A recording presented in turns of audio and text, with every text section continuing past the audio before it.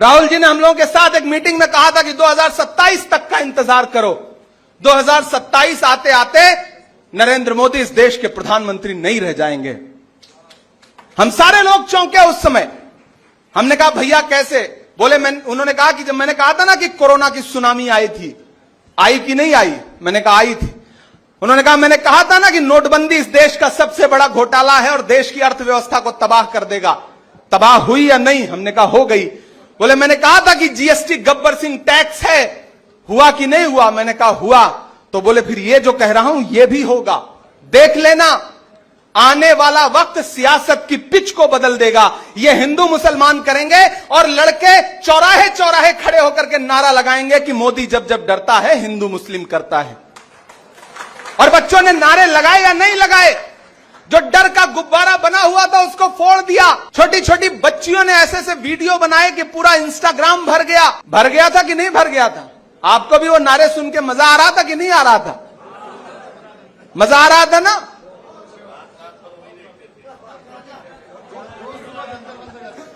तो ये जो बात थी ना, वो भविष्यवाणी थी राहुल गांधी जी की, और हमने उसको देखा है। इसलिए आपसे कह रहा हूं साथियों कि समझदारी के साथ मीडिया को फेस करने की समझदारी पैदा करिए, बहुत जरूरी है।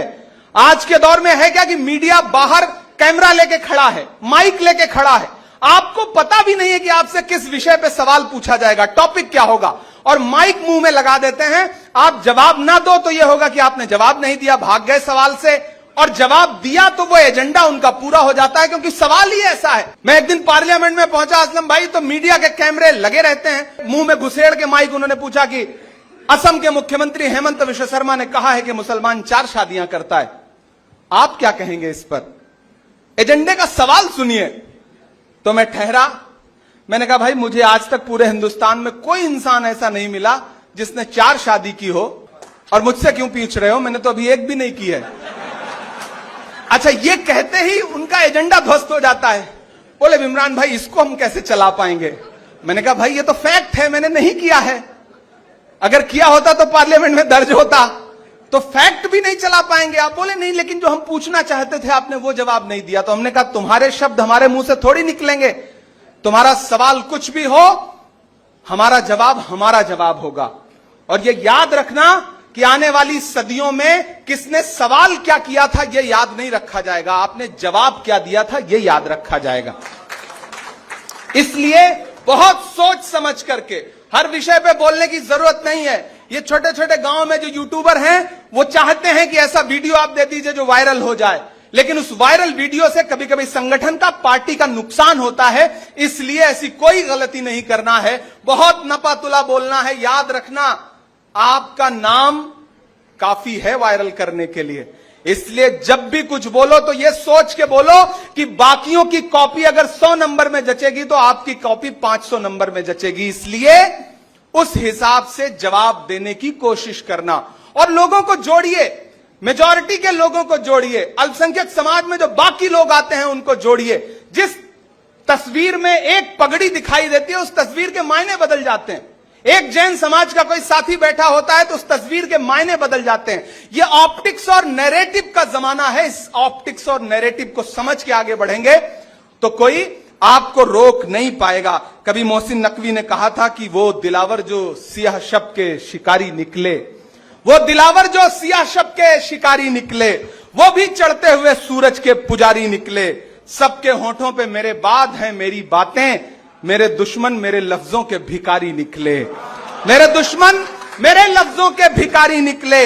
एक जनाजा उठा मक्तल में बड़ी शान के साथ, एक जनाजा उठा मक्तल में बड़ी शान के साथ, जैसे सजकर किसी फातेह की सवारी निकले। और हमको हर दौर की गर्दिश ने सलामी दी है, हम वो पत्थर हैं जो हर दौर में भारी निकले। इसलिए डरिए मत, मायूस मत होइए, एकजुट होइए, एक साथ आइए। कांग्रेस पार्टी ही है जो इस देश में संविधान बचा सकती है, लोकतंत्र बचा सकती है, और दुनिया के किसी भी देश में जब भी लोकतंत्र कमजोर होगा सबसे पहली चोट जो पड़ेगी वो अल्पसंख्यकों को पड़ेगी। इसलिए जमहूरियत कैसे मजबूत रहे, आईन कैसे मजबूत रहे, वो आईन जिसके लिए डॉक्टर बाबा साहब अंबेडकर ने, मौलाना आजाद ने, पंडित नेहरू ने, महात्मा गांधी ने जो सपने बुने थे, उन सपनों को समाहित करता हुआ जो संविधान है वो कैसे बचेगा, उसकी प्रस्तावना कैसे बचेगी, उसकी जद्दोजहद करिए।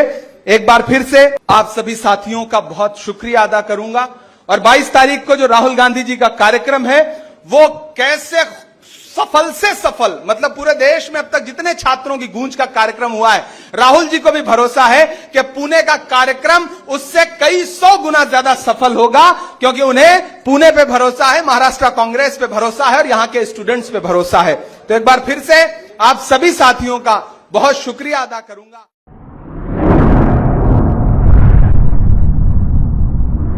अतराफ टीवी, हर बात सच के साथ।